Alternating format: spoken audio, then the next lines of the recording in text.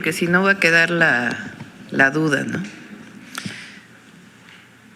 Antes del 2018, en dos esquemas distintos, se prestaba al trabajador para construir su vivienda. El Infonavit dejó de construir vivienda y a lo único que se dedicó es a dar créditos para la vivienda. Dos esquemas distintos de créditos para la vivienda fueron completamente abusivos para el trabajador. Uno, el primero es de ¿qué fecha? ¿Qué fecha? Del 2013, 87 a 2013. 87 al 2013 es un esquema y después del 2013 al 2018. Estos esquemas de crédito que se dieron al trabajador, que lo ha estado explicando Octavio, pues eran créditos impagables porque cada vez se debía más en vez de cubrir el gasto de la vivienda y en determinado tiempo terminar de pagar la vivienda. Entonces fueron créditos muy abusivos en contra del trabajador. ¿Qué pasó entonces? Pues muchísimos trabajadores no pudieron pagar su vivienda. Si dejaron de trabajar en un lugar en donde ya no aportaban al Infonavit, pues se quedaban con la deuda del Infonavit. O algunos otros que tenían la deuda del Infonavit, pues impagable y siempre había descuentos. Para las personas que por alguna razón dejaron de pagar en estos créditos abusivos, ¿qué fue lo que se hizo? Contratar despachos para obligarles a pagar. Entonces, en vez de que el Infonavit hablara con los trabajadores y dijera, ¿qué problema tienes? ¿Por qué no puedes pagar? Se contrataron despachos externos, privados. ¿Y estos a qué se dedicaban? A hablar por teléfono a los trabajadores, a amenazarlos, a casi extorsionarlos. ¿Y qué pasó durante esa época? Hasta antes del 2018, no pagaste, te desalojo de tu casa. Y todo lo que ya pagaste, ¿quién sabe? Ese es tu problema. Entonces, eso fue lo que pasó.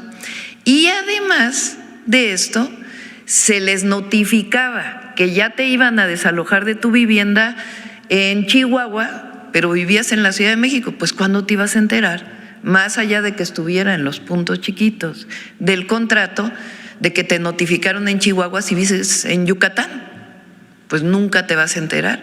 Entonces acababan desalojándote de tu vivienda, lo que pagaste nunca se te recuperaba y ya ni siquiera tenías vivienda. Un asunto completamente abusivo. Cuando llega el presidente López Obrador, dice, se acabaron los desalojos. Y además dice, ahora los créditos van a ser 500,000 pesos individuales a cada trabajador.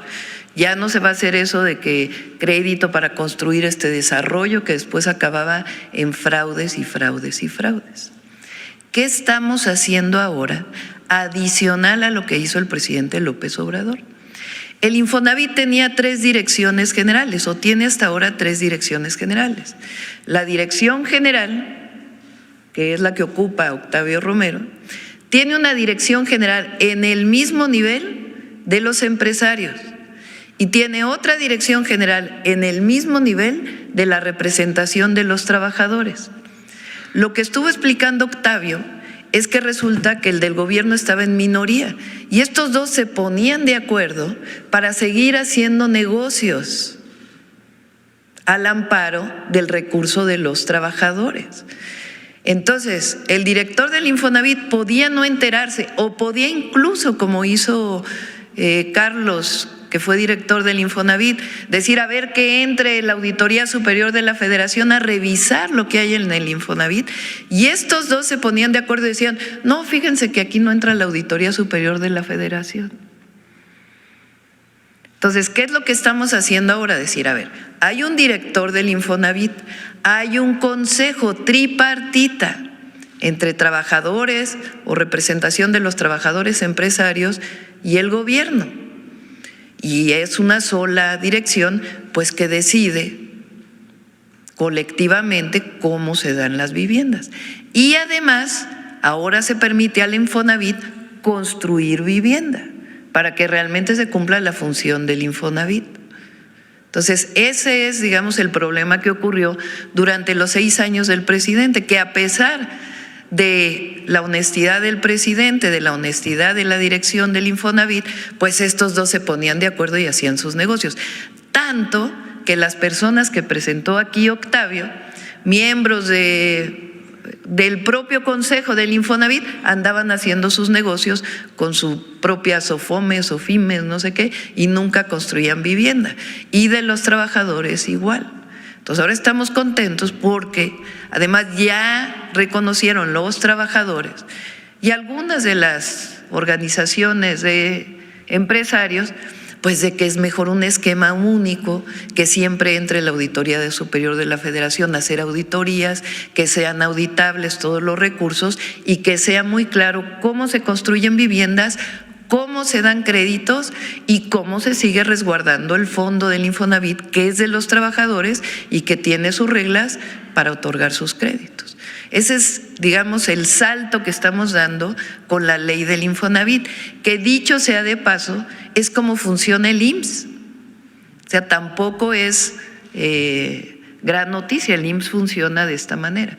Entonces ahora las y los trabajadores pueden saber que sus fondos son auditables, va a haber transparencia y ya no va a haber esta colusión de algunos de estos, porque no son todos los trabajadores ni todos los representantes sindicales, ni obviamente todos los empresarios, sino algunos que se pasaron de vivos y anduvieron haciendo negocios a costa pues de los recursos de los trabajadores.